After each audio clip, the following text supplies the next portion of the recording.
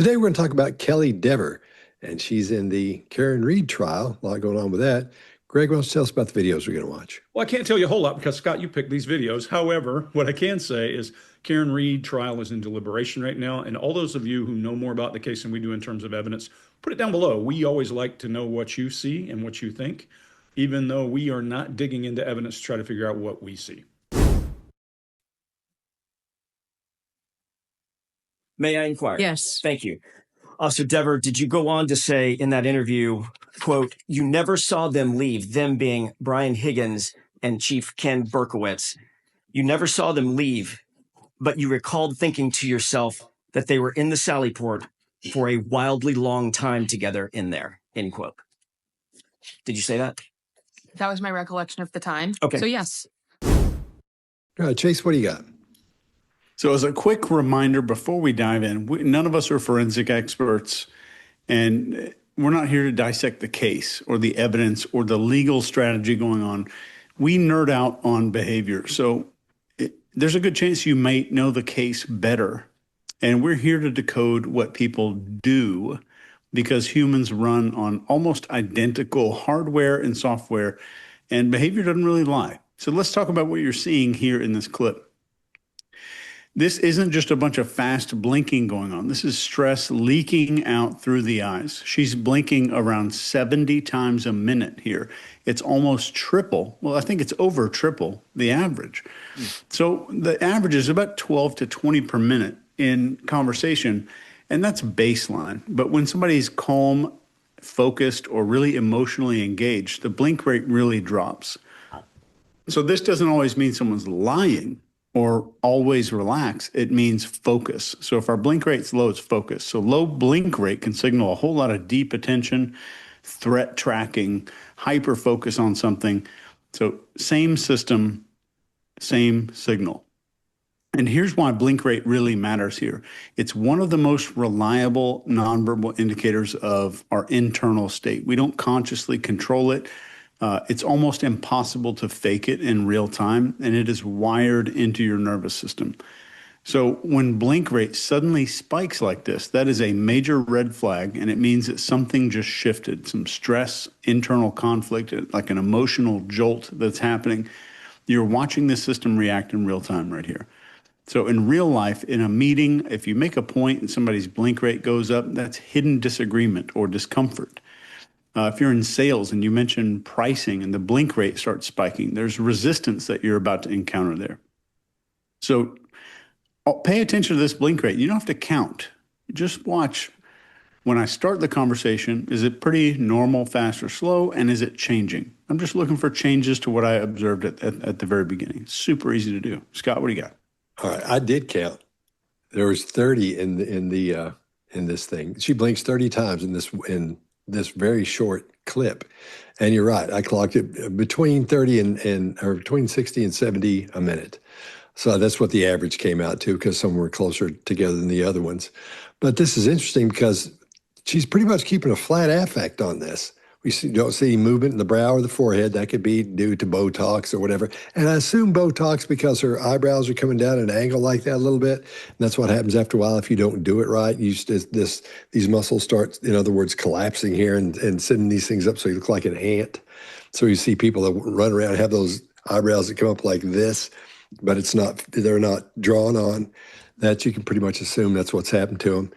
So, but we are seeing just a little bit as we go along. In the mouth, we see it droop on the sides there, pull down, but not right here. But after that question, we see what a lot of people are going to go, that's Duper's delight, like she's getting away with something. That's not what we're seeing there. I don't think, in my opinion. I think she's confident with what she's saying. She feels like she's being a smart mouth back to him because he's being a little bit aggressive. So when she's being aggressive, she feels good about that. So I think that's what the little smile is about. And then she pre-qualifies her answer with, that was my recollection at the time. Now, that sounds odd to me, even though I don't think I saw any deception in here, except for what could be Duper's delight, but I don't think it is. But when you start pre-qualifying your answer like that, that makes me really zero in and pay attention, unless she's trying to make a point for some reason about that answer for that question, which I don't know what that would be. One thing I noticed that was interesting was her chin is down. almost the entire time. She keeps, and you throw your chin comes down a little bit when you're guarding the throat. That's one of those things you're really not aware that you're doing. But as you protect yourself, your chin will come down. You protect that area there. So I think she feels like the heat's being turned up on her, and he's being aggressive, and she can feel it. And I think that's why her chin is down like that a little bit. Mark, what do you got? Yeah, so you're right. It is quite aggressive what's happening here. The tone of voice of whoever is putting in the questions here feels pretty strong to me. I totally agree with both of you. It is a pretty high blink rate. There's a slightly elevated breathing rate. I would say only slightly elevated. I don't think the breathing rate is at the level that I would expect for that amount of blink rate. And you're right, there's a flat affect. So I think part of her is quite controlled and part of her is really displaying, as you say, Chase, the potential stress here. But is it out of ordinary for what I might expect in a courtroom, and a courtroom where she's pretty much being harangued by the lawyer? Didn't feel to me like too much for that situation. I'm going to say what I see here is quite consummate with the situation that she's in. So I'm going to kind of take that as the baseline. The question asked, or the questions asked, though the tonality is pretty nasty, I'm not sure the questions are too nasty, but I don't know enough about the case really to know whether they're smart, clever, aggressive questions. Here's what I will have more assertion on. It feels to me like her head goes to her right. So, yeah, this side. Have I got that right? Yeah, I'm looking at myself. To her right. Her head goes to her right when she's receiving information from the lawyer. Her head goes to the left. No, the left. No, I can't do my right and left. The other way. You'll just have to pay attention to what I'm saying, because I can't do left and right. For reasons, if you go back on other episodes, you'll find out why. Her head goes to the right to receive information. Her head goes to the left to deliver information, and it stays pretty central to consider. Now, I kind of gleaned that from just this video. I'm going to base a lot of what I say based on that. So if I've got that wrong from moment one, everything will be out. And so therefore, if you're wanting to have a go at me during this whole episode, there's your option, that I've made the wrong choice right at the start. But I think it was a nice choice to make, that head goes to the right to receive information, to the left when she's delivering, and central when she's considering. I'm making that choice as we go through. There's going to be some interesting stuff happening around that. At the behavior panel, our goal is to help you see behind the surface, to spot deception and analyze the true intent behind people's words. It is a mission that I personally feel strongly about, especially in today's bias and overwhelming media landscape. And mainstream media tends to blur the truth and make it really hard to see through the chaos. This is why all of us are proud to have Ground News as a sponsor. They help readers look beyond the mainstream narratives and uncover the patterns in the way that today's news really spins and frames the issues that are going on, or even just fails to cover them in the first place. Like, they don't even talk about it. So for every story that you read on their app or their website, you get instant access to every outlet that's reporting on that thing. On top of that, there's a breakdown of each source's political bias.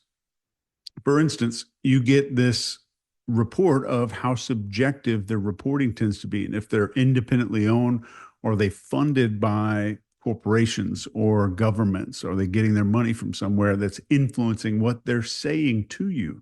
So Ground News really helps you see the subtle ways that the media can very heavily shape our public opinion. I'm not even immune to it after studying all this psychology stuff, and it's good to be able to see behind the curtain.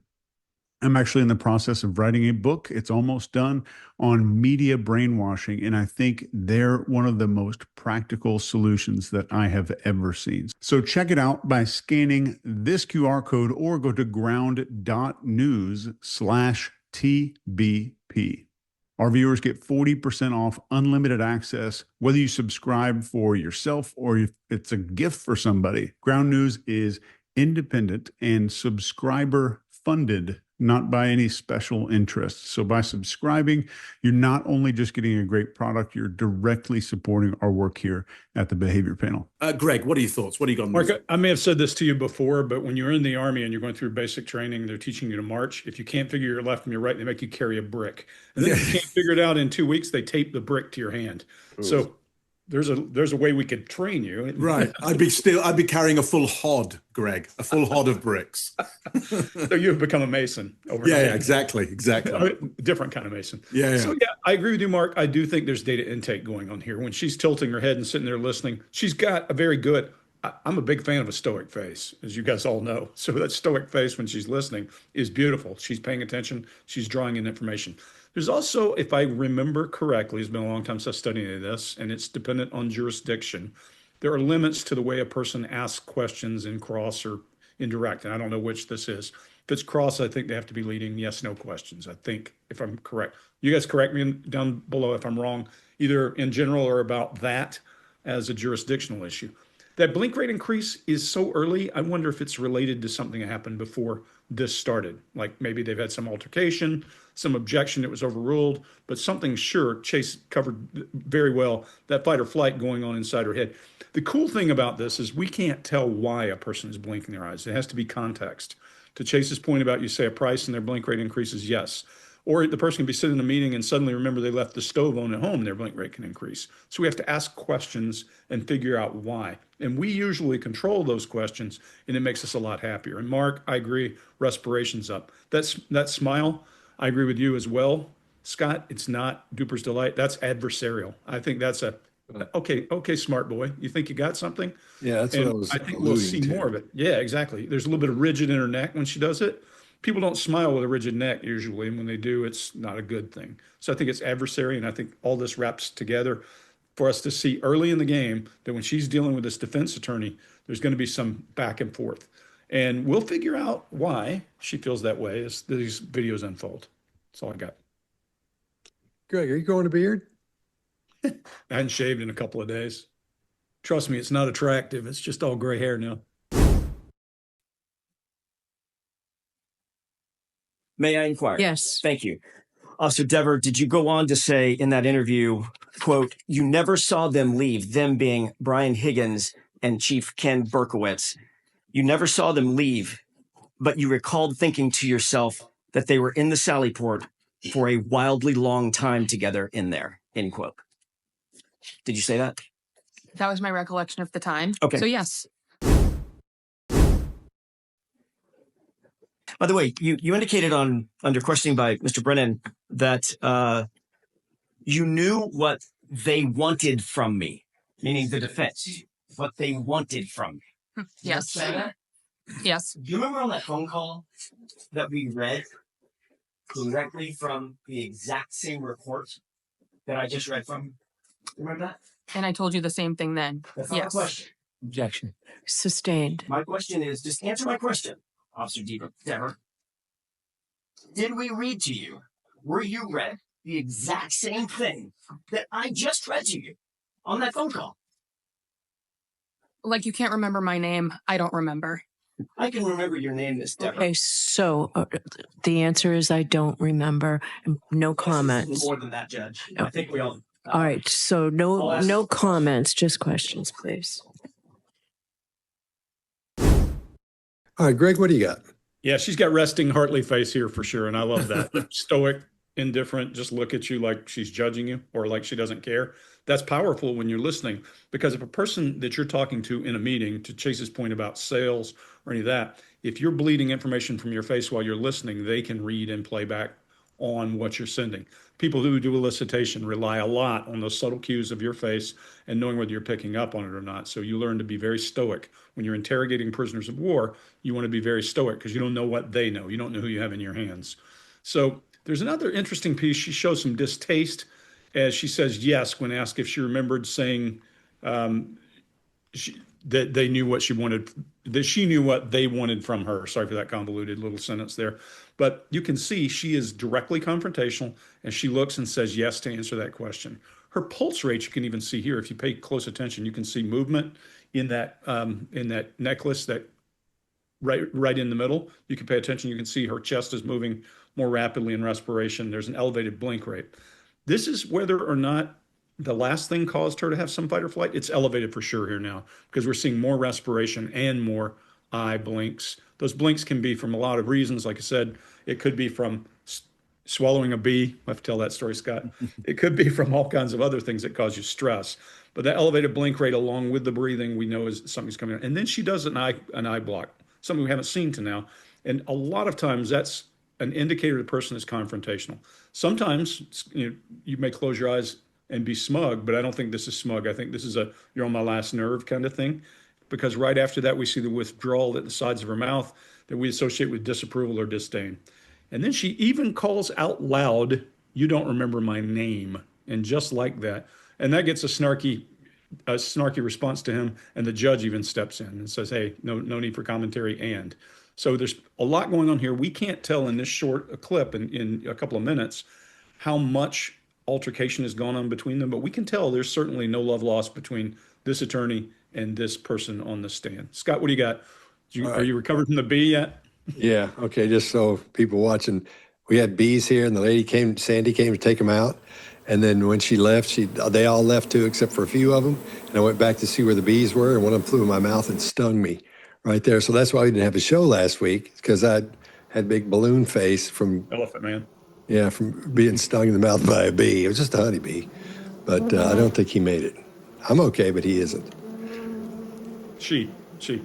Oh, is it girl bees? All bees are girls, except for drones. Oh, I didn't know. Which ones are the drones? You never see them. They breed. They go up in the air, breed, and die. Ah, that's too bad. Oh, well. All right. Well, anyway, so this is a situation where the attorney is getting really aggressive, and he's doing it on purpose. And Chase, you were saying, what about him asking to be able to be aggressive? As I understand it, he received permission from the judge to treat the witness as hostile. Okay. All right. Well, that makes sense. Which with my preschool understanding of the law enables you to kind of be a little bit more. That's kind of how I'm here for that. Yeah. We should have him come on here. We should have him guest on here when we do court stuff, just so we can have him sit there and say, "Let's call him in." Can you imagine how boring that would be, just waiting for us to decide who to talk? Never use this again. That's how big our egos would I've got him be. sitting just over here. It's all right. Stay. No, not yet. Not yet. I've got him sitting just here. Bossing him around. Yeah. We'll get you in a moment. All right. Stay there. Yeah, you're going to be on video. Don't worry, man. They'll see it. Don't worry about it. Gosh. Anyway, so this is combative questioning. And this is all in plain view, this fuss that's going on back and forth, because she's bowing up against him. He wants her to do that. He wants to get her mad, so she'll mouth off, and she won't be in control of herself emotionally. Now you're dealing with a police officer. I don't know how long she's been on. I wouldn't think very long, because she doesn't have that. I'm not saying all police officers have that edge on them, but for me, she doesn't have that edge that seems to be on them when you have something like that going on, because I can see this getting up under her skin a little bit. But you try to stay calm during that, and she's doing a pretty good job of it. So you're dealing with two people who figure themselves to be alphas. That's why she's a police officer. Those personality types are usually alpha personality types. So you try to stay calm and stay in control. But we're seeing a little bit of the turned down sides in her mouth here, and I think that's anger, or part of the anger process welling up in her. We're seeing a bunch of anger and frustration, but I think this is more anger than anything, and not sadness or anything like that, because we're seeing just a slight little flare in her nostrils. So that's why I'm under the impression that this is anger. So he's in control at this point. And what he's doing is he's doing this push-pull thing where you go in hard and you get them mad, then you back off a little bit and they get relaxed, and you go in a little bit more aggressively and they get relaxed. So you're almost in control, and there's this rhythm that's being built there. And if you'll watch as we go through this, you'll see that's what he's doing.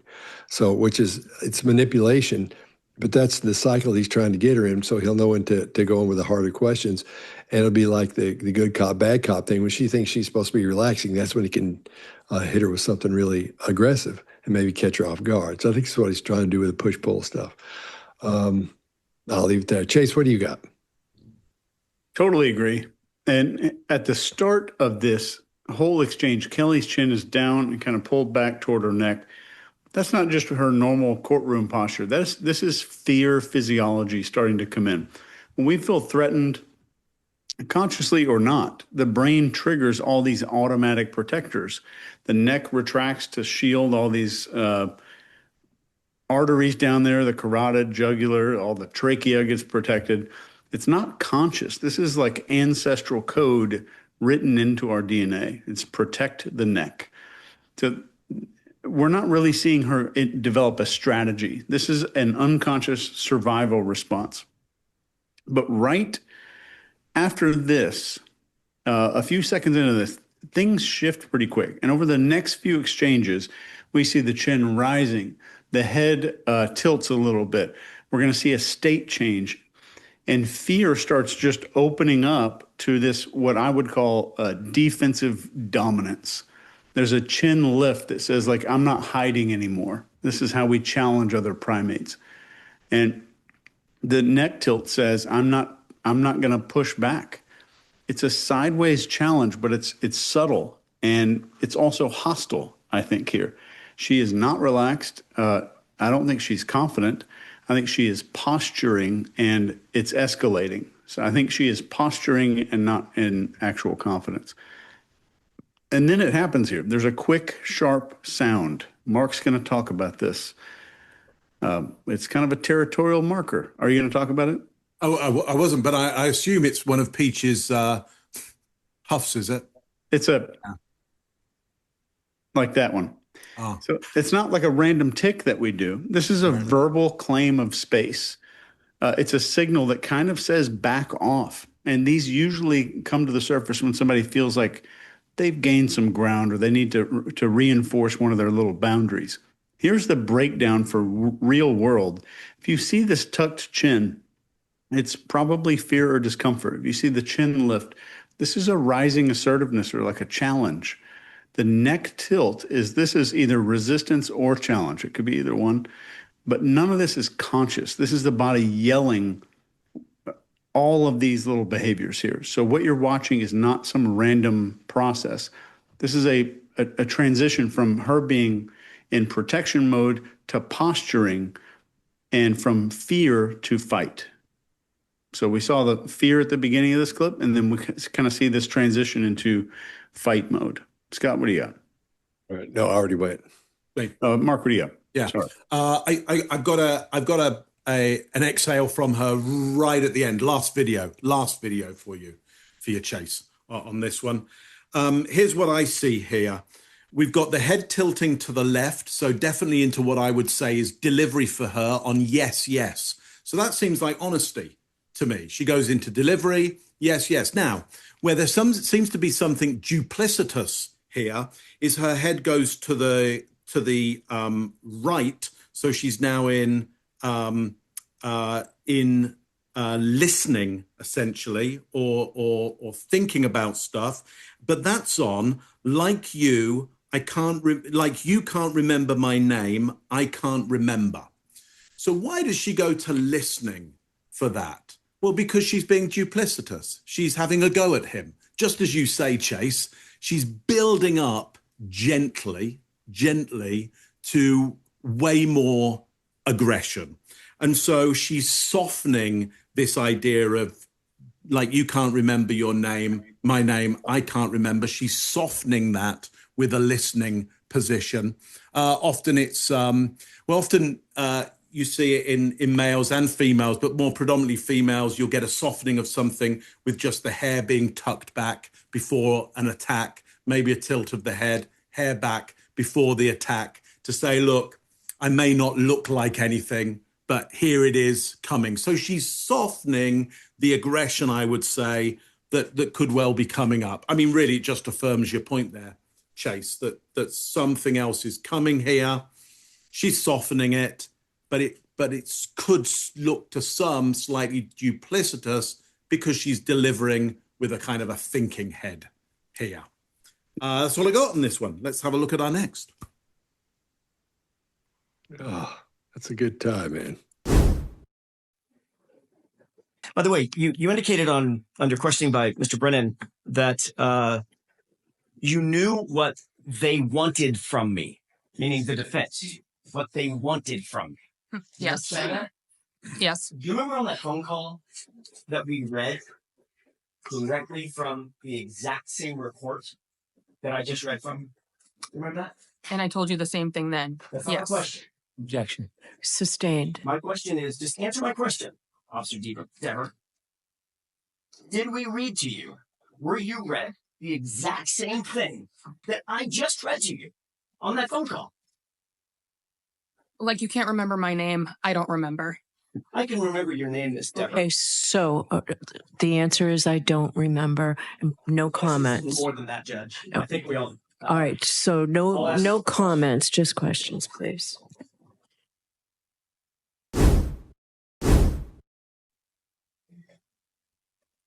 Do you recall us telling you that we were looking for the truth about your Objection. comments? I'm going to allow it. That we were looking for the truth. Which I gave you, yes. Did you also say on that phone call something to the effect of, I know you're going to tear me a new one because I'm changing my testimony? Changing, no. But you're trying to do that. Did you say, I know you're going to tear me a new one? What you're trying to do, so yes. Actually, what you said was, you're going to tear me a new asshole, didn't you? I don't recall that, so that's putting words in my mouth.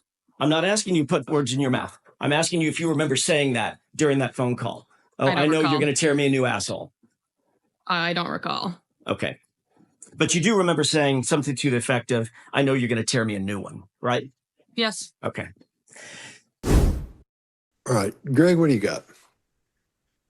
Yeah, so here's more confrontational body language. She's back to that resting face, the resting intake face is very stoic, which is powerful when you're talking to somebody. Again, she's not leaking when you're listening to know whether you're getting to or not. You have to work harder. That's good news. I think she uses eye contact as a regulator in this one case, whether that's, I think it's the prosecutor who objects. I'm sure it's prosecutor. Watch her look. Either he's demonstrative or she knows this is going to be an objection for some reason, because watch her. She stops, pauses a beat before she answers a question, looks at him, then turns back and answers when he asks the second time. So either something's going on or she just is a good read of people. Can't tell. There's a sarcastic smile as she gets into where they're asking her, did you do this? Did you do that? And she says, well, yeah. She avoids the question the first time, and then she's got a sarcastic smile.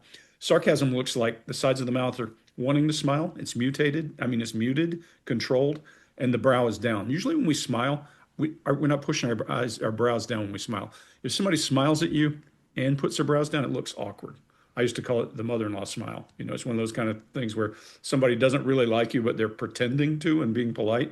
That is what we're seeing here. And then we see, finally, we see condemning disapproval when she's forced to say yes at the end of the statement. She's got her lips drawn back.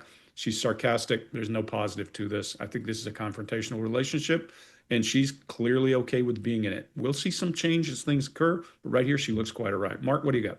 Yeah, so she's very affirmative at the end with that. Yes, head goes directly to that delivery state right at the end there. But in between that, she spent a lot of time in the center there, I think, trying to get the measure of where he's going with this, what his attack is. She knows it's an attack, but trying to get the sense of where it is. She doesn't necessarily go into listening position on very much of this.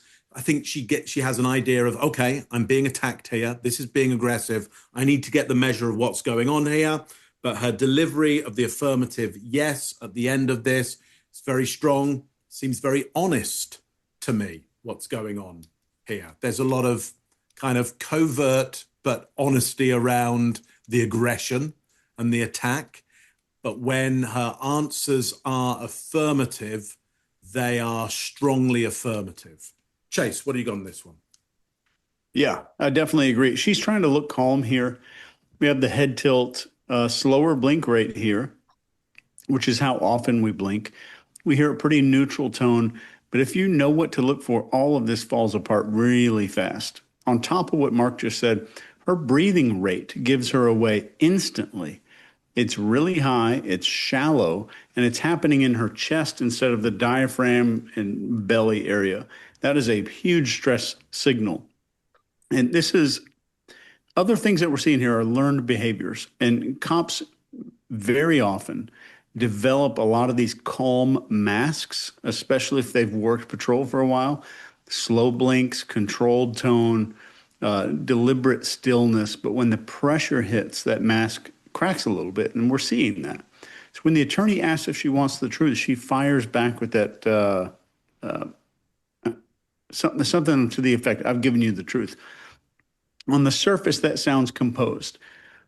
But look at what happens next. Her upper body shifts suddenly. There's movement, small, fast, unconscious movement. Her blink rate jumps up to about 60 per minute. Again, she's fidgeting under the table, and it's visible in the way that her torso is adjusting above that witness stand. You're seeing the lower body agitation show up in the upper body movements. She might look calm to some people. This is suppressed panic. And then we see head tilting kind of side to side. And I don't think this is her having an attitude. I think this is a hardwired thing. Every predator, like her doing this, like eyeing him as he's talking, every predator, even predator birds do this. It's an unconscious attempt to kind of locate, fixate, and get all the data that they can on a threat or a target. And this is her nervous system trying to feel more in control while she is losing it. And then finally, the best one of the whole video is the contempt on her face. You hear it in her tone. You can see it. It is dripping from the sarcasm and that little snapback delivery. If you're on the stand and you show this much contempt with your voice, your face, and your body, you will make the jury hate you. Even if you're doing a good thing, you may drive a giant wedge between yourself and the jury. You're doing the defense's job for them. That's all I got there. Scott? All right. Yeah, I agree with you on all that. Now, this is more that push and pull as well. And this is sort of like this little, on one hand, it's sort of like he's humble bragging. Like, you're afraid of what I'm going to do to you. That's what we talked about. So he's like coming on like, look how strong and stuff I am and how powerful I am. So on one hand, you can see it like that. Now, the other hand, it shows that she knows, he's letting her know there's going to be a problem here, or there is a problem here. Because why would he have a want to be that aggressive to her? So that's one part as well. And I agree with you, Chase. Like I always say, becoming an interrogator enabled me to become I always knew I could be. And so I think she knows what that is. She knows how to be one, and she's being one right back to him because he's being one to her, and she knows how to be one right back to him. So you're looking at two professional. I'm going to mute that, so don't worry. So we have that battle going on right there because I think she can turn hers on fairly quickly. I think his might be on all the time from as confident and aggressive as he's being. So, but we see those head and torsos moving, and everything seems relaxed and smooth, considering what's going on. But that lets us know she understands what's happening here. Like going back to what you were saying as well, because she's not new to that kind of aggression. She knows how to handle it or has her own little protocol she follows, and I think we're seeing it. Her blink rate's still really high, and that head tilting side to side, I still think that's part of her being aggressive back at him. Trying, doing that number, like you, in other words, saying to him, non-verbally, "You're odd. You look weird. What might be wrong with you?" That kind of thing. Believe me, I'm telling you, that from the perspective, that's what it looks like to me. So I think she's dialed in on this. So that fast cadence and voice tone, those let us know she's dealing with frustration and anger as well. So her volume was up. That cadence is popping right along. So I think he's gotten to her. I think she's a little bit mad here. I don't see any real deception or anything. I just think she's getting mad. So Mark, what do you got? No, we're done. All right, is that everybody then? Yeah. Yep. Okay. Hey, this is a good opportunity to point out we are pointing out stress symbols and all that, and altercation doesn't mean deception. And we always say there are no single indicators of deception. Clusters of behavior and good questioning and all that are an important part of determining, because we know some people will come on and say, if you touch your nose, you're lying. And to add on to that, even if she was deceptive the entire time, that is not a determinant factor on the outcome of the case or the truth of the case. It's the truth of this interview is what we're really talking about, not the case. That's right. So Greg, are you saying that if you touch your nose, it doesn't necessarily mean you're lying? Means I'm a narcissist is what it Right. means. Because this has already gone to print. So I better. Yeah, you know what we should do is we should have a body language myth session where we take books and line through Sure. things. That would be Sure. fun. Oh, we can't do that. We'll get slaughtered. There's so many of them. Yeah, we'd be the most hated people. If y'all don't care, I don't care either. I'm down with that if you want to. Can we start with Julian Faust? Julius Faust. That's one of the originals, isn't it? This is a beautiful old. Look how old that. I've got the same that thing. one is there. And how many 18-year-old boys do you think had their hopes dashed after that book? It's not first edition. It's a year. Oh, it's seventh printing. So it actually must have sold really well because in a year this had gone to seventh edition in a year. He was the first guy, right? Pretty amazing. I remember my dad brought that home when I was a little kid. Yeah. Like, look what I found. I was like, what is that? It's a great little book, but in hindsight, there's some nonsense. Yeah, but he was just figuring out. And that's the first time body language had been used was in that book. Yeah. So that's where we get it. That's where that term comes from. Yeah. That the nomenclature for nonverbal behavior. Do you recall us telling you that we were looking for the truth about your Objection. comments? I'm going to allow it. That we were looking for the truth. Which I gave you, yes. Did you also say on that phone call something to the effect of, I know you're going to tear me a new one because I'm changing my testimony? Changing, no. But you're trying to do that. Did you say, I know you're going to tear me a new one? What you're trying to do, so yes. Actually, what you said was, you're going to tear me a new asshole, didn't you? I don't recall that, so that's putting words in my mouth. I'm not asking you to put words in your mouth. I'm asking you if you remember saying that during that phone call. Oh, I know you're going to tear me a new asshole. I don't recall. Okay. But you do remember saying something to the effect of, I know you're going to tear me a new one, right? Yes. Okay. When you spoke to those law enforcement officers back in 2023, do you know that they made a report where you had informed them that you knew Sarah Levinson, and that report had been provided to the defense a long time ago? Did you know that? Yes, I informed them very clearly. So the question about if you know Sarah Levinson, that's no secret in your world, is it? In that form, I'll sustain it. That isn't a secret, is it? Not at all. That's something you were open and candid about? Yes. All right, Mark, what do you got? Yeah, so more of the moving of the head from side to side and side to side, quite pronounced here. Listen, just like, touching your nose can mean all kinds of things. As we've been saying, this movement of the head from side to side could mean all kinds of things. Let me go through some ideas.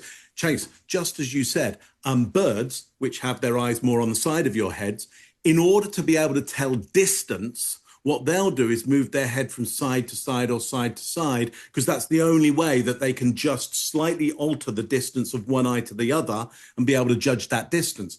In some human beings where one eye is not as good as the other, you'll get that person moving their head from side to side again to try and bring something into focus or to judge distance. If we're to say, look, one side of her head is the intake and one is the output, is she trying to decide whether she should listen or whether she should output? Is she trying to decide whether somebody's telling her something or that they want her to say something? It could be indecision. Scott, just as you're saying, it could be her signaling you're a little bit odd and trying to provoke with that. Look, here's the thing, is you can probably use this for whatever your bias is. If you think, because this will look indecisive, this could look deceptive to you if you're trying to see deception. It could look like somebody considering to me when I'm looking for somebody considering to an optician, it may look like they've got bad eyesight. The only way we'd really know is to say to the person, hey, what's going on here? What's going on for you right now? And then we'd have to look for even more deception as to whether they're giving us an honest answer or not. But certainly here's the way I'm going to go with it. I think at this point, she's trying to weigh up, is this intake or output? What should she be doing with this? What should she be doing with this information? And at some point later on, she's going to make some decisions as to whether she outputs sternly or with authority, or whether she just takes this in and takes it from him. But certainly interesting behavior, which depending on your bias, you could do what you like with. Scott, what do you got on this one? All right. This is the most movement we've seen in her so far. Yeah. Which lets us know something's going on. We take the baseline that we've got so far of what we've watched up to this point, and she's doing a lot of movement in there. So that lets us know something's up.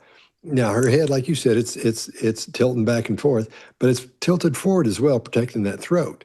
So her voice, tone, and volume are the strongest and loudest they've been so far. So she answers those with those short answers and no qualifying here. So she's focused on what's happening. She doesn't have to think about those. She may have been prepped for these. She may have been through these and prepped. So I don't know. But this is the most her mouth has been drawn down here at the sides as well. So I don't know. Usually we look at that and think that's sadness because we see movement in the chin boss and all that's what pushes up and the disease pull down and that kind of thing. But I don't see the reason for that happening in there. I don't think there's deception in there, but so that's why I'm thinking it's like part of anger and part of frustration when we're looking at that, because psychologically there's got to be a lot going on in here because she's trying to stay together as from earlier when the guy was being aggressive, and now things have chilled out just a little bit. So we're not seeing, again, it could be Botox, nothing going on the forehead or the brow. So I think that's probably Botox. But I think she's doing a good job of keeping the same face like that the whole time. Because that's a tough thing to do. And it's a tough thing to read, as we're all seeing here. I mean, there's things we can do it and there's no problem with it. But I mean, as an overall for someone just beginning, you'll see that and go, this is so boring. But there's actually a lot going on here, as you can see from what all we're saying. But I'm not seeing any deception here either. So, Chase, what do you got? So when I teach people who are going into court, there's a problem with being stoic and unexpressioned the entire time. You instantly, well, let's say gradually, you gradually become a Rorschach test for however that jury feels about you. And if you become a Rorschach test and all you're doing is showing contempt, it may not be a good recipe to be trusted. So this whole video is a pattern that we see when somebody wants to punctuate what they're saying with minimal exposure. They're afraid of exposing too much. Short phrases, very clear emphasis, and then silence. So it's a way of controlling the narrative and just limiting the nonverbal data that's leaking out. And we call this burst communication. It's intentional or unconscious, but it's always strategic.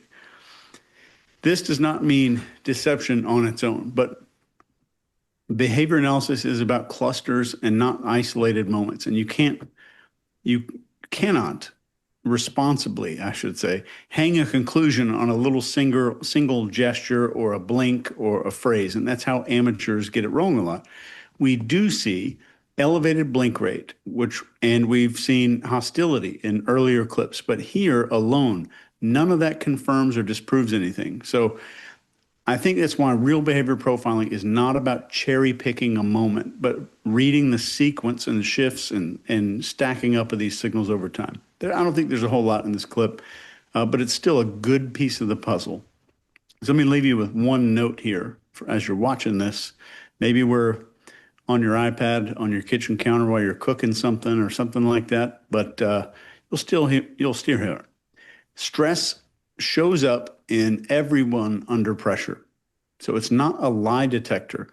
What matters is when stress is spiking in direct response to key questions that pose a risk. Does the question pose a risk, and do I see a stress spike in there? And that's what you're really looking for. Greg, what do you got? Yeah, I think this is a really good indicator of what body language really is, because there's change. We see change here from what we've seen to now. And no matter how stoic she is, she's still leaking information. That's why I said earlier, we need to pay really close attention to the person and what's normal for them. Normal when I'm listening to you guys, I'll raise my brow and that kind of thing, but I sit quietly most of the time and don't move my face a lot.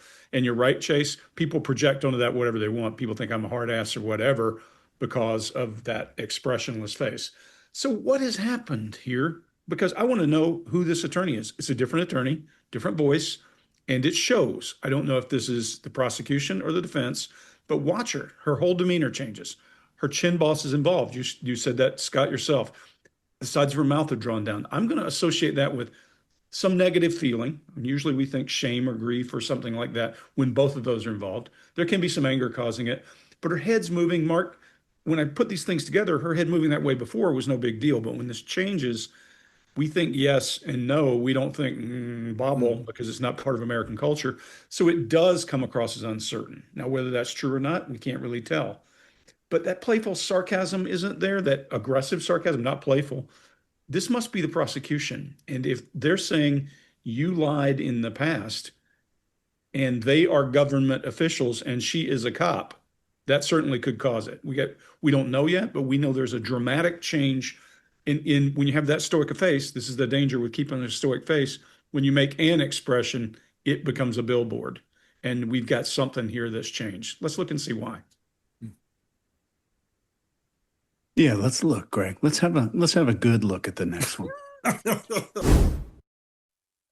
When you spoke to those law enforcement officers back in 2023, do you know that they made a report where you had informed them that you knew Sarah Levinson, and that report had been provided to the defense a long time ago? Did you know that? Yes, I informed them very clearly. So the question about if you know Sarah Levinson, that's no secret in your world, is it? In that form, I'll sustain it. That isn't a secret, is it? Not at all.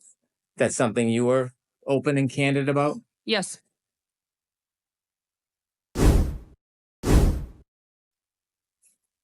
You understand that regardless of what you say, it doesn't matter as long as it's the truth. Do you understand that? Yes. The Commonwealth in no way is asking you to accommodate it or please it in any way. Do you understand that? Yes. If there was something that may be perceived by others as adverse to the Commonwealth, you understand we would want you to tell that if it was the truth, don't you? Sustained. You understand, well, the Commonwealth has never intimated, suggested, or advised you to say anything other than the truth, have they? No. Have you been given any consideration or reward because you remedied your memory? No. All right, Mark, what do you got? Yeah. So here there's a change for me because she shifts completely from listening to delivering. And so she's being asked questions, but it feels to me like she already knows the answer. Now, Chase, maybe you'll talk about, has she been prepped for these answers? Does she know what she should be saying? Is she presuming she knows the questions? Whatever it is, she's not in a good listening mode right now. She's in a very strong delivery mode. And to that point of, have you been paid? That's how I'll surmise what she's being asked at the end. Have you been paid to alter your testimony? I think that the feeling is here. She doesn't listen to that question. She delivers before she's even, she delivers on not really fully recognizing that question. So she has her answer already, is one way of saying that. Now, you can take that, you can do with that what you're going to do with that, because either you could go from the vantage point of, well, of course, if she hasn't been paid, she would have her answer. No. Of course, if she had been paid, she would have her answer. Like, she's damned if she does and she's damned if she doesn't. So we really need to have more information around this. What's the cluster around this? Greg, what do you got on this one? Yeah, a couple of things. So I think she knows when these people are going to raise objections, which probably indicates coaching. There's probably been a discussion beforehand before they go into the room. And so she's looking, thinking, okay, he's going to object to this for sure. This, I think, is a prosecution, and she's expecting the defense to raise some kind of a objection. But and it could be he's just so demonstrative we really can't tell. One interesting thing in the entire video, one thing, she's asked all these questions about you do know the state wants you to do this. So you know it's prosecution. You do know the state wants you to do that. You know they want you to be honest and tell the truth. There's a really disturbing one movement that makes me think what's going on in her head. And that's when he asks her one of those questions and her eyes dart off to her left. Everything else we've seen her accessing has been lock on, straight ahead. That's usually when we associate, if I were taking a wild ass swing and saying, what does somebody's eyes do for memory? I would say most people look to their left to some degree. And where they go is another story. You have to ask questions. But for some reason, her eyes darted over to memory for the first time when she's asked that question. Has there been a discussion about something else that she's recalling? Is this a key point that they wanted to make sure there's something specific said? For some reason, she goes back to rote memory, back over to that left side, and she's looking in a place that is abandoned and orphaned compared to every other piece of body language we've seen. If I were talking to a person and their eyes went there, I'd go, hold on a minute. What's up? What's that thought about? You just ask questions and clarify. We can't read minds. We can only see symptoms that something is different, something has changed, and that's the one that jumps off the plate. And then finally, this might just be her response to authority. This is prosecution and she is a cop or was a cop. She may have a different baseline in dealing with that authority than she would in dealing with somebody that she has an altercation with, or she has some kind of an adversarial relationship with, like defense. Scott, what do you got? All right. I think this is interesting because her blink rates pretty much stayed solid the whole time through every one of these videos. It stayed just about, I mean, it goes up, we see it jack way up sometimes, but that constant blinking has just stayed right on point the whole time. So I don't think we've ever seen somebody do that throughout the whole episode of videos like we've done before. Have you guys seen this before? Do you remember this happening like this? Yeah. You do? Who? Erin Caffey. She was doing that? Yeah, she had no blink rate. It was throughout the whole thing. Okay. Remember, she was like, Yeah. Okay, yeah, I was talking about just a constant blink, though. Okay, I see what you're saying. Maybe I worded that wrong. But so at the same time, this is the first time she really, to me, looks like she's listening. For example, if you're listening to somebody, you'll lean in a little bit and that head will go to the side a little bit and you'll get the ear almost showing and you'll listen and squint a little bit. So that, I think we're seeing that there. So it looks like she's actually listening to this guy. So, and then her head turns a little bit. So I think she's trying to pay attention to what's happening. So she is listening. Her voice tone is softer. Her volume is lower. We don't see any nostril flares or anything. However, her breathing is a little bit shallow here. It's a little bit fast. So you have that two things hitting against each other. So something's probably bothering her, but she looks fairly relaxed. But I'm sure it's that underlying stress that would be there in a situation like this, you know. So another odd thing is she breaks eye contact every time she answers. Every time she answers, she looks away. Even if it's a no, she looks away. Now, most people are the impression, and I've heard people telling jokes, like the first thing he did was break eye contact when when somebody lied to me, that's how I know. Or somebody will tell a joke, hey, that's how you know, because they break eye contact.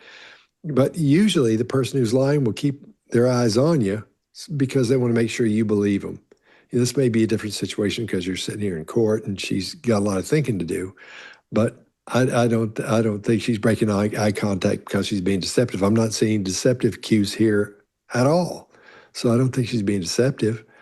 I think she's just trying to hang in there, and she's got her answers. I think she's been prepped.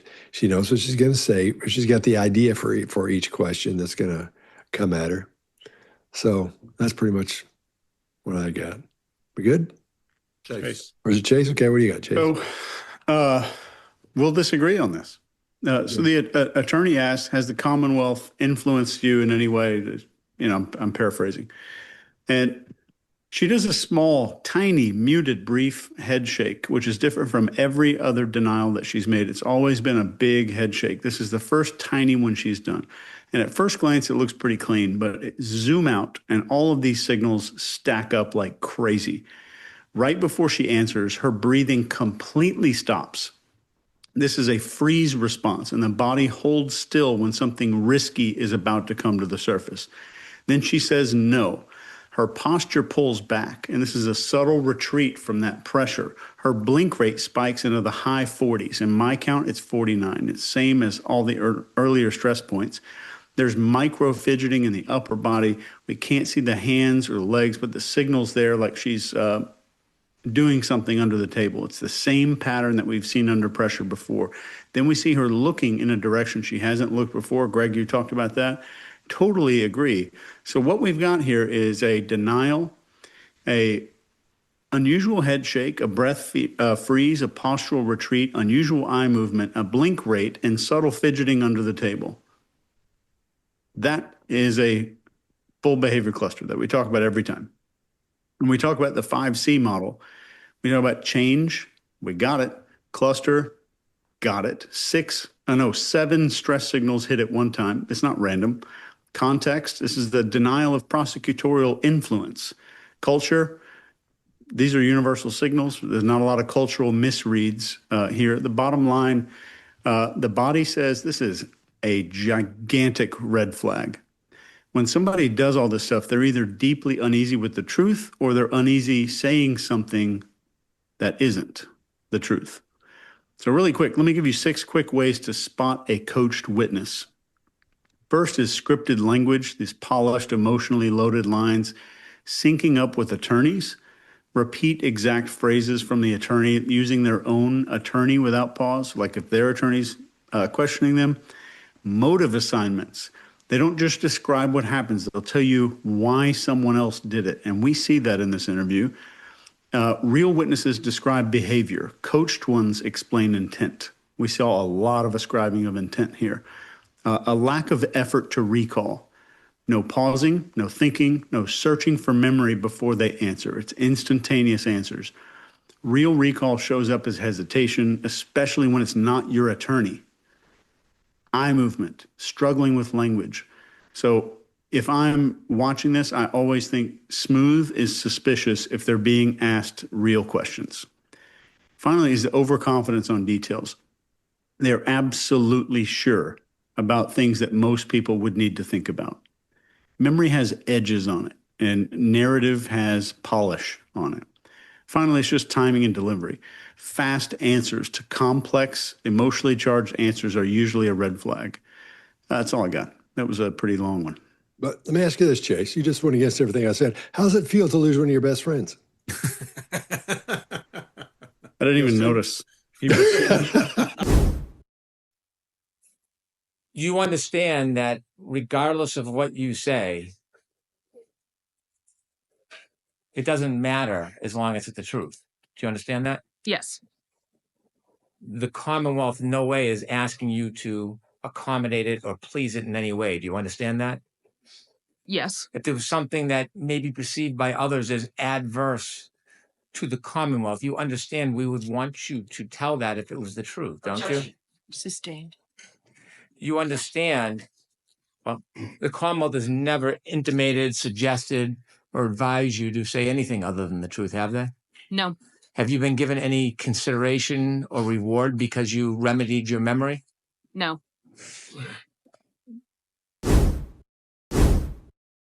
After being shown the evidence that you left that day, January 29, 2022 at 3:45, and learning that the defendant's car did not get to the Sally Port at 5:30 or so p.m., is there any way you could have seen Mr. Berkowitz and Mr. Higgins in the Sally Port with the defendant's car that night before you left for work?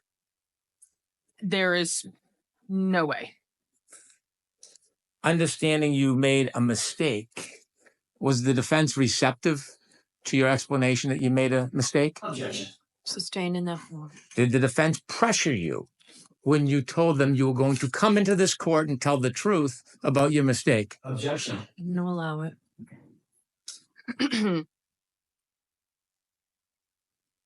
Can you rephrase it? Yes. When you told the defense you had made a mistake about your memory, did they pressure you? Yes. Did they pressure you to say something other than the truth? Yes, they wanted me to repeat a lie at that point, given it would have been with malicious intent to repeat it. Greg, what do you got? Yeah, the reason I like this one is because there's so much change from what we saw in the last one. She's getting called on the carpet a bit, even though the guy's friendly to her, because she has to admit lying. And it's one of the best, worst admissions of a lie I've ever seen. She distances from it. She can't say the word lie. She says lie, and then she makes some other things up. So let's start. She starts off with some awkward head movement as she knows where this is headed. You can see her head kind of bobble and then move a little bit. And then she lowers her chin. She slows her blink rate. So this is something really important to her. If she's protecting, to your earlier point, protecting arteries, protecting her throat, and her blink rate is slowing and she's watching. Then as he starts to say, is there any way, watch your blink rate go through the roof. One of you guys counted, I'm sure, but it goes through the roof. We talk about cadence of speech, cadence of movement. Your cadence of movement suddenly gets wooden and rigid. That's fight or flight. That's your body responding to adrenaline flowing in it. And then if you pay attention to when she says, there is no way, she eye blocks, indicating that she's got some kind of discomfort, maybe even embarrassment. And then there's shame. You can see that chin boss when she characterizes the lie they would have her repeat with lots of distancing and qualifying. And you can hear her voice change even as she goes from, she doesn't say she actually lied. She says, given at that point with malicious intent. And that's a long qualifier to get her there. We saw that shame starting that last video, and now you see it growing here because she knew she was going to be called on the carpet for lying, even though it's part of the prosecution's case. She outright lied about being there when this thing happened.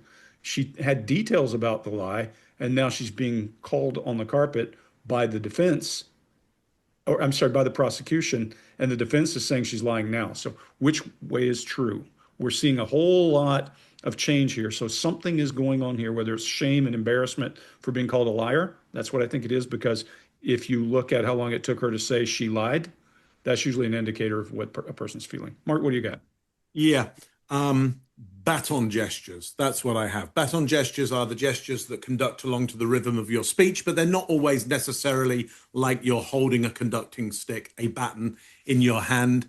And if the baton gestures, if the gestures are in rhythm with your speech, then you mean like, Mark, on specific words and phrases? On specific words and phrases, Okay. just like I did just then. Okay. Yeah. If they're on specific words and phrases, just like I did just then it's usually, write that down. Put that in a book, Scott. That's gold. That is literally gold. It's a good sign. It's a good sign that the body language is in sync with what you're thinking, what you're feeling. It's a good sign. Okay, so there is no way, she says, there is no way. And she kind of does this strike gesture with her chin. Looks good to me. So I get what you're saying, Greg, about there's some potential eye blocking there, some other stuff.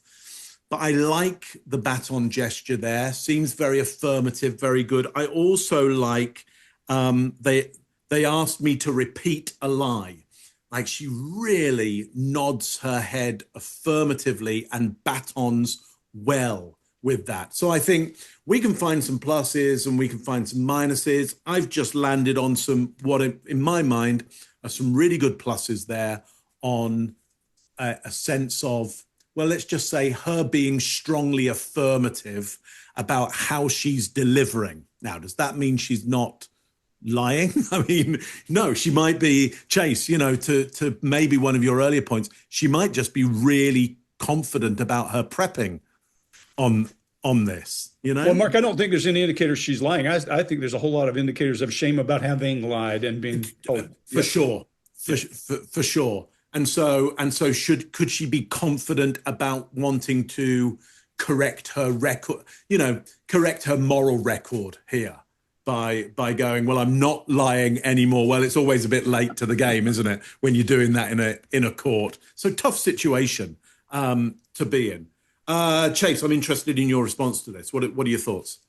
Yeah, you're right. I think she's not reacting to these questions. She is delivering. Mm-hmm. Her breathing's steady. Her blink rate's normal. Tone is pretty controlled here. And then she drops the old, they wanted me to repeat a lie with malicious intent. Pay close attention to that. Let's break that down really quick. That's not memory. That is narrative. And listen to it again. She's not recalling what happened. She's telling you what it meant. She's telling you how to perceive the information. She's not giving you data. It is packed with motive, just like we just talked about. It's perfectly delivered. This is where you stop hearing testimony and start hearing a bunch of strategy coming out. Greg, what do you got? Oh. Exactly. Scott, that's what I meant. Beekeeper. Okay. Shit, y'all covered everything. So again, even more than the other one where I said, this is the most head movement we've seen so far. This is the most we've seen so far. And I think the reason she's all upset and worked up, like all you guys covered, she got busted earlier, not being honest about something. So I think she's overdoing it to say, no, this is really the truth. In other words, I'm not lying now. You know, that's why she's doing those confirmation nods with it when she's talking, that big head coming forward in the illustrations of those. So that wording gives me the feeling she was prepared for this. Was she proven to have lied the first time? She was not at work when the car came in. But she could have been there. She was not. That's what they're saying. Okay. I haven't seen the evidence, but this is a matter of record in the court. You would think they would correct it as they're speaking. And he's saying you weren't there when the car came. How would you know? You know? Yeah. So I think she's leaning into it to say, no, this, like you guys are saying, this is honesty this time. So I think she was prepped for it. And I don't think she's delivering as she had hoped she would with that concept. Because a lot of times you'll say, you don't say this specifically. You'll give them the concept. In other words, you'll say, here's what you want to cover, this. So if they ask you this, come at it from this direction. And that's the way you answer. So Hey, you guys remember when we were on the Dr. Phil show with Sue? And Dr. Phil said to her, we know you're a liar. We're just trying to figure out if you were lying then or you're lying now. Yeah, it's that. Yeah. Yeah. That's what everybody. oh, Lord. All right, that's all I got on that one. We good? Yeah.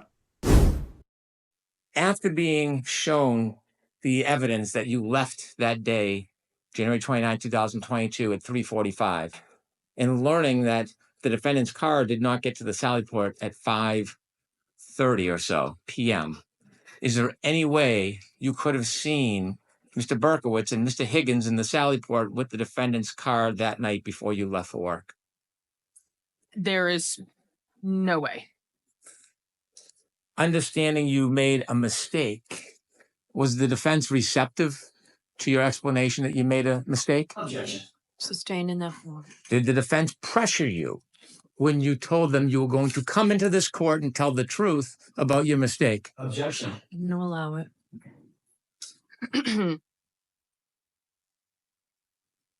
Can you rephrase it? Yes. When you told the defense you had made a mistake about your memory, did they pressure you? Yes. Did they pressure you to say something other than the truth? Yes, they wanted me to repeat a lie at that point, given it would have been with malicious intent to repeat it. You were asked questions about whether or not you knew who could take out charges for a crime. Yes? Yes. Okay. Regardless of whether an attorney has that power, were you threatened that there'd be a charge of perjury if you didn't comply with the defense wishes in this case? Yes. And knowing you were going to come into court, given this experience you had with the defense, is that why you felt like they were going to tear you? Is that the phrase we used? Yes, because they did not want me to tell the truth. So I told them that knowing they were kind of trying to eat me alive into repeating something that is not the truth. All right, Mark, what do you got? Yeah. Look, seems to me some very good affirmative delivery from her. Her batons are really good. Yes. Now, again, is that because it's factual or is it because it's well prepared? I don't know. We're getting some interesting clusters around this, but you know, what I notice most is how affirmative she is, a real kind of confidence around this. However, there's a little side up of the mouth, distaste, a little bit of distaste just before her or some lawyer, I don't know whether it's hers or somebody else. Anyway, he says, is this the word we used? There's some distaste around that. So interesting. Chase, what do you got on this one? Why would he say we instead of you? I don't know. Is it her? Is it her lawyer or his? Like, who is it? I think. He's the prosecution. Right. So her lawyer, in essence, Right. closer to her side. But Right.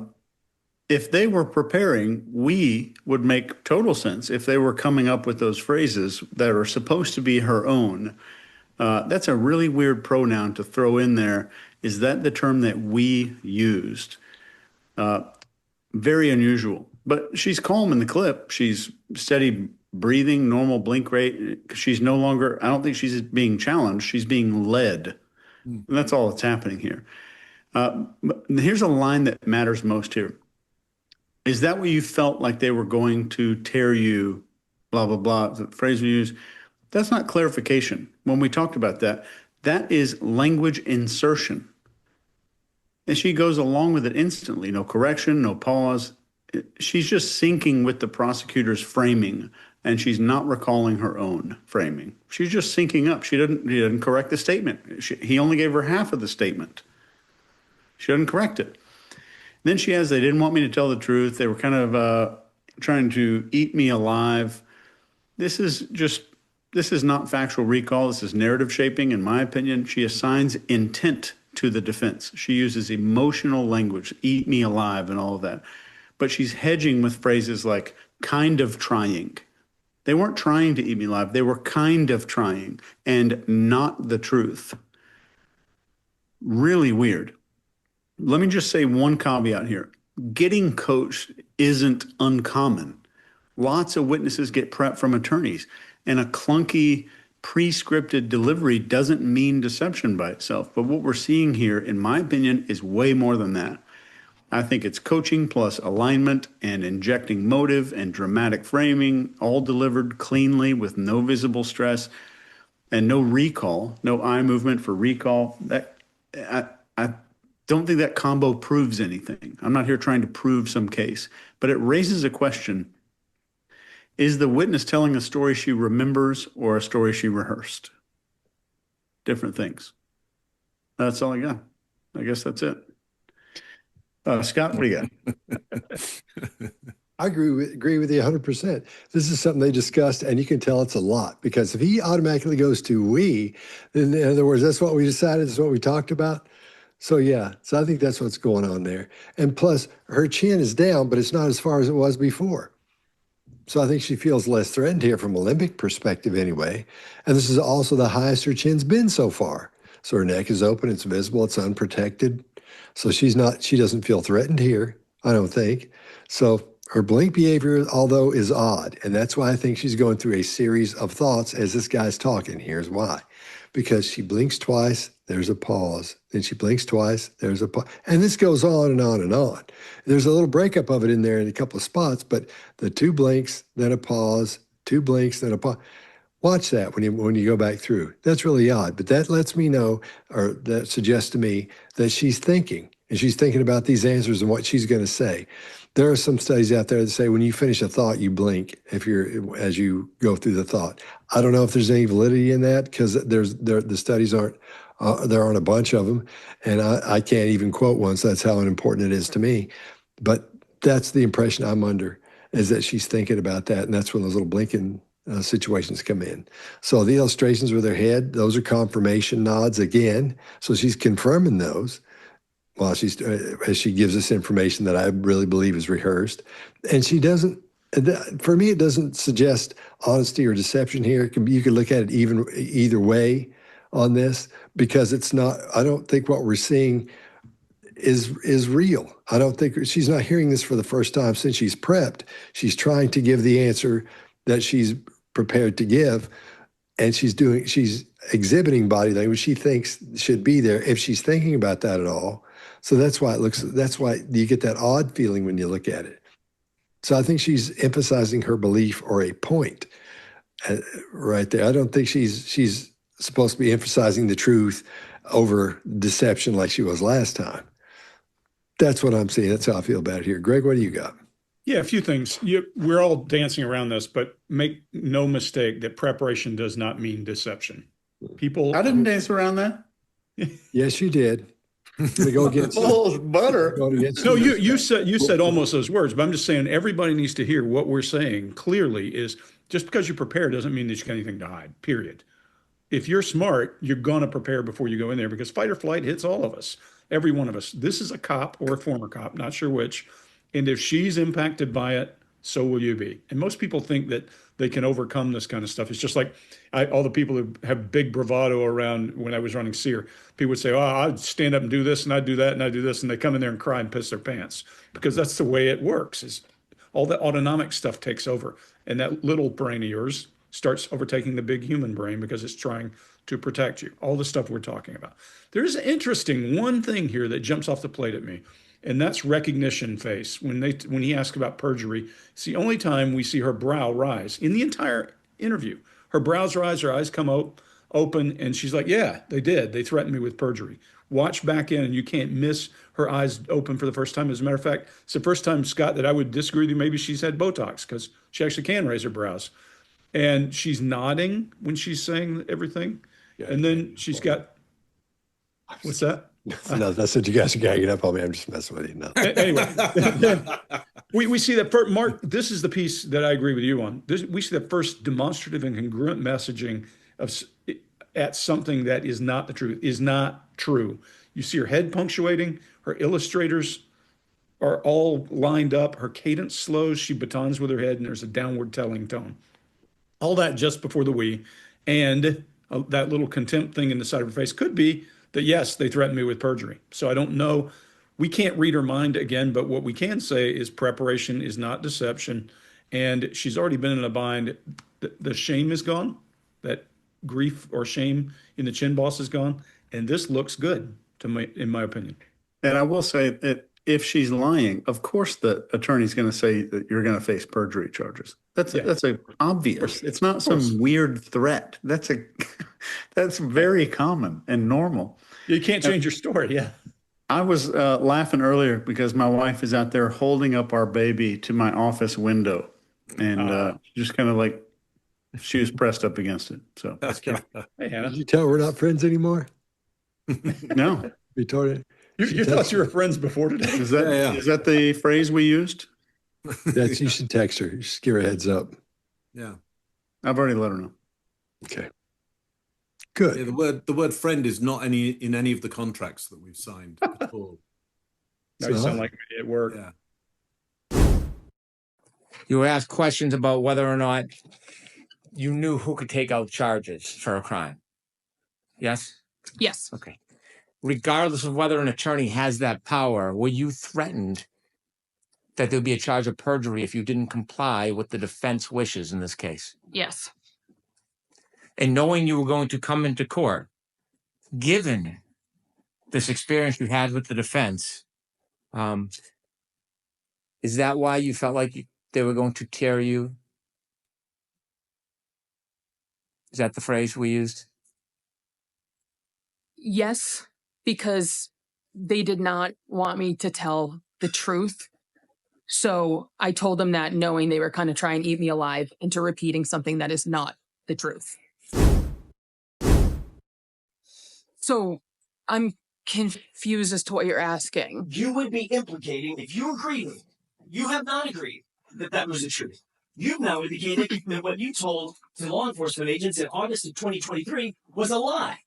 No, if you agreed with that statement here on the witness stand, you would be implicating two officers as having been in the Sally Port, weirdly, for a wildly long time with the SUV, implicating not one, but two fellow officers. Correct? That's what you would be doing. it's not possible I If saw you that. agreed with it, would you be implicating the reputations of two officers? If I was to lie, then yes. And your entire job revolves around what you say on that witness stand. That's what you said, correct? I'm still, That's what you just said, Officer Dever, correct? I still don't really understand the question. You just said, all I'm asking you is what you just said. I wrote it down. You just said, my entire job revolves around what I say on the witness stand, correct?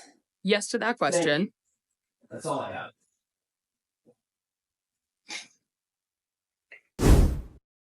Mark, what do you got? Yeah, I think she's doing her best to stay. Oh, hey there, Mila. Good to see you. Doing her best to stay receptive during this, but she's vacillating between receptive and delivering until. And I think it's a vacillation. It's not a confusion. She's just moving between one and the other. There's a lot more stress with this sounds like a kind of a cartoon version of a lawyer in the background there. The cartoon version of the most aggressive lawyer possible. I can't work out whether it's actually aggressive or kind of comedy. So what we get throughout this is some distaste and or contempt coming across. So she doesn't like this. I don't know whether we see an eye roll, but she's close to it for sure. Doesn't like this at all. Scott, what do you got on this one? All right. This is where, for me, it gets interesting again. Because when she says, it's not possible I saw that, her head doesn't lead the confirmation part of that. Her chest does. So I think this is the most emotion we've seen from her so far. It's not an upheaval, but we haven't seen her be emotional like this. And of course, she's, Chase, you were talking earlier about how sometimes you'll see that mask drop a little bit when they've got that going, trying to be all stoic and serious. I think we're seeing it drop there a little bit. Because seeing that come out and listening to her as she says that the voice is a little bit weak and it's really breathy and it sounds emotional. So I think he got to her on that one. So we haven't seen that with her before. So the first part of the question, her blink rate's pretty high and she's fidgeting, she's got that head tilting and all that stuff. Then she throws her hair back. And I think this is where she's sort of resetting and get ready to go back in because the heat's been turned up on her. So, and trying to decide whether this is anger or frustration or thinking about what to say next, how she's structured her sentences or whatever. It can really go either way on that for me. So, but I've seen plenty of people get pinned in, and I think she's pinned in here, and she's starting to panic a little bit. So I think that's what we're seeing in this situation, because she needs an answer. She really didn't have a good one here. She doesn't have a reply to what's going on, or retort, or whatever you're going to say. So I think she's holding information as well. But he doesn't have her boxed in, but he's got her sort of pinned there in the corner just for a second, and she can't squiggle out of it. She's looking for a way out. Greg, what do you got? Yeah, that Faustian bargain kind of question that he asked, though, that usually is intended to give a person no way to win, is too complex. The question is so complex, the best answer is, what the hell are you talking about? Because that was a confusing question for anyone. And she didn't play into it, which tells you she's connecting to it. She should have said, I don't know what you're talking about, like she had done in one of the last questions. But instead, she tries to answer it. We do see defiance, because the one piece of defiance we see, if you think about when Trump does the look, she almost gives that look, and she damn near rolls her eyes, Mark, if she doesn't. Her head does the whole thing. I agree with you. She has an adversarial relationship with this guy. They might, in the beginning, it must have been a different relationship in the earlier part of the trial, or back in 23 when she had said something different. So they were relying on it, and they're going to, nothing like when an attorney feels like he's been turned on to go after her a little more aggressively. But I think that one long, confusing sentence could have been much simpler, could have been much tighter.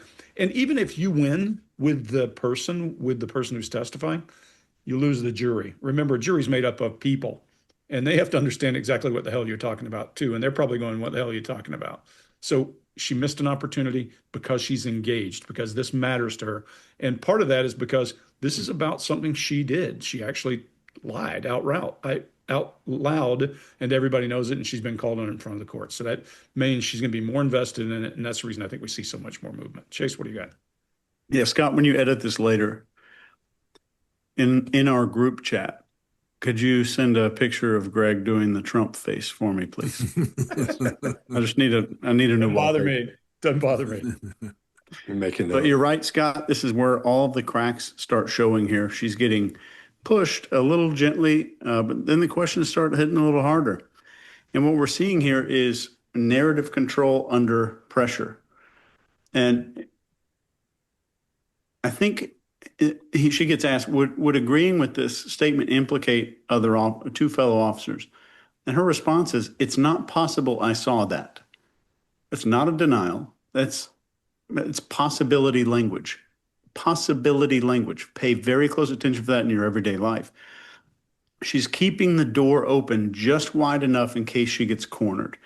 And then he hits her with, would you be implicating the reputation of two more officers? And then she says, if I was to lie, then yes. This is great. I've never heard a response like this. This is a setup line. So she's building this moral armor here, and she's saying, I'm not lying, so I'm not implicating.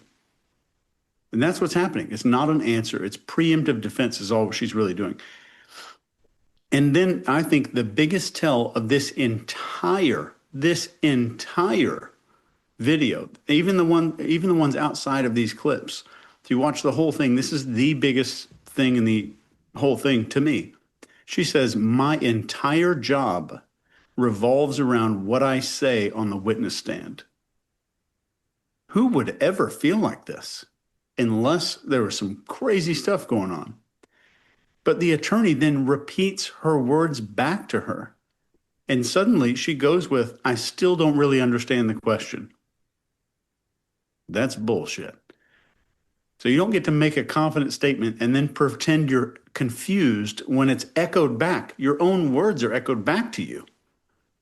So what we're seeing here is verbal hesitancy, dodging implications there, possibility phrasing, fake confusion, scripted moral posturing, in my opinion. But she's trying to keep one foot in both stories. And her original statement, which she did make to the FBI, and her retraction in this new statement, but she's stuck in the middle. This, in my opinion, this is not honest recall. That's all I got. So I'm confused as to what you're asking. You would be implicating, if you agreed, you have not agreed that that was the truth. You've now indicated that what you told to law enforcement agents in August of 2023 was a lie. No, If you agreed with that statement here on the witness stand, you would be implicating two officers as having been in the Sally Port, weirdly, for a wildly long time with the SUV, implicating not one, but two fellow officers. Correct? That's what you would be doing. it's not possible I If saw you that. agreed with me, would you be implicating the reputations of two officers? If I was to lie, then yes. And your entire job revolves around what you say on that witness stand. That's what you said, correct? I'm still, That's what you just said, Officer Dever, correct? I still don't really understand the question. You just said, all I'm asking you is what you just said. I wrote it down. You just said, my entire job revolves around what I say on the witness stand, correct? Yes to that question. That's all I have.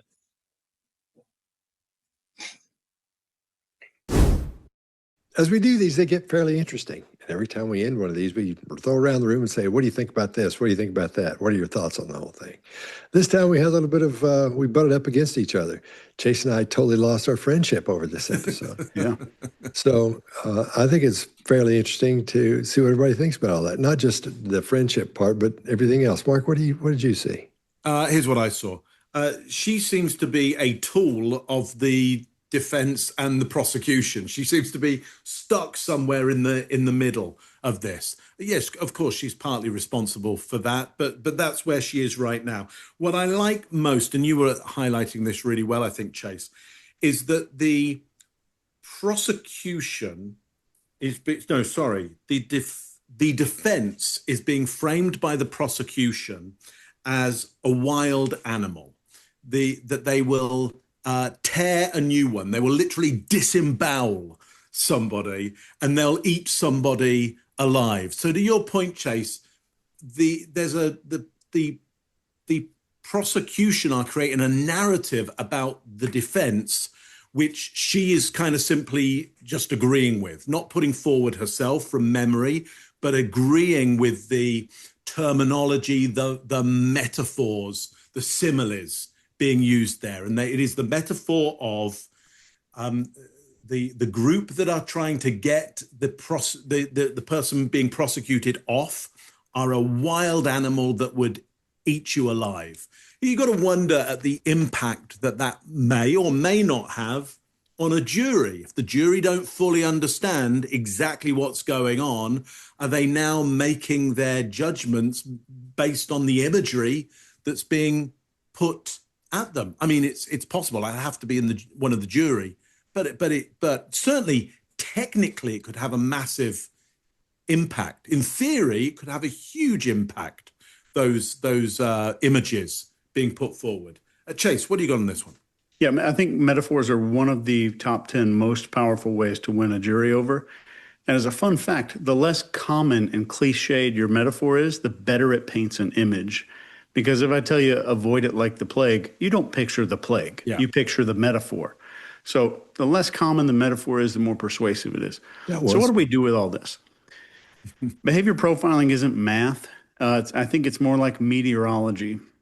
We're not solving equations. We're kind of reading the weather. And weather is messy, like human beings. And there's science behind it, but it's not absolutes. It's about likelihoods. And when we stack everything that we've seen together in these clips, stress clusters, baseline shifts, the coached lines, emotional shutdowns, I would give it a percentage of 80 plus that we're looking at a potentially false narrative or something scripted to where it is not the truth. It may be true. It may have true elements, but true and the word truth are very different things. So this doesn't mean every word's a lie, but it means something's off, and I think it's big. She's being pressured or threatened, in my opinion, and I genuinely feel for her. But the amount of contempt we've seen throughout this testimony doesn't look like fear to me. Greg, what do you got? Yeah, if you lied in the beginning and became the star witness for the other side, let's back up just one thing and say the primary defense for Karen Reed is it wasn't her. They're not trying to say who it was. They're also trying to say the system is baked against her. You find a person who says, hey, these people were going over the vehicle, doing things to the vehicle, that's your star witness, and then they change their mind and say they lied, they're still your star witness because now you can't trust them. So she realizes now she's got two attorneys after her, and there's some bargain she has to strike with somebody along the way. The best thing would possibly be able to do is say, hey, I don't remember. I banged my head into something, a bee stung me, whatever it is that caused me to lose my memory. I am not going to testify. But she doesn't have that choice. And so you see her caught between both of those. And we see some very human things occur. The shame piece, when she's forced to admit she lied, those kinds of things. Some confusion, but we see some very non-human behaviors too. We see some stoicism in the face of all this.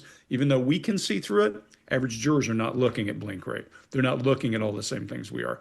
So what that jury then is going to rely on is how well the defense paints the picture that this is just more evidence that the system is protecting one of its own and that somebody else did this other than Karen Reed. Could play in their favor, probably will in that way. I'd love to see what the jurors think when they come out because they're not counting blanks, they're not looking at respiration, and they're not looking at chin bosses. What do you got, Scott? I really like this one because of all the different things we see in here and all the arguments this thing's going to cause. Because we're seeing one thing and a lot of people are going to see something else. A lot of people are going to see something entirely different than what we saw. And there'll be a lot of people that see the same things we did. But I really liked it because we got to see her try to ride that line of being honest. You know, well, I don't think she was being honest the whole time. I think you guys are right. I think we're seeing deception in there, or what we would see as not being completely honest. Again, like you were saying, Chase, the difference in true and truth. So I think she's, for some reason, if the straight as that line is, there's a glitch in there, and she has to run around that and then come back and get back in the straight line, if that makes any sense at all. So I think she's fighting that. And I think that fight's going on up here too, because trying to be a good person and trying to be honest and trying to be, trying not to get in trouble while you're on the stand like that for perjury, that's tough. So, but she's got these little built-in answers, apparently from what she was saying before in the case. I don't know where that would be, but I just think it's interesting to see a person fight through all those things. All right, fellas, thanks is another good one, and we'll see you next time.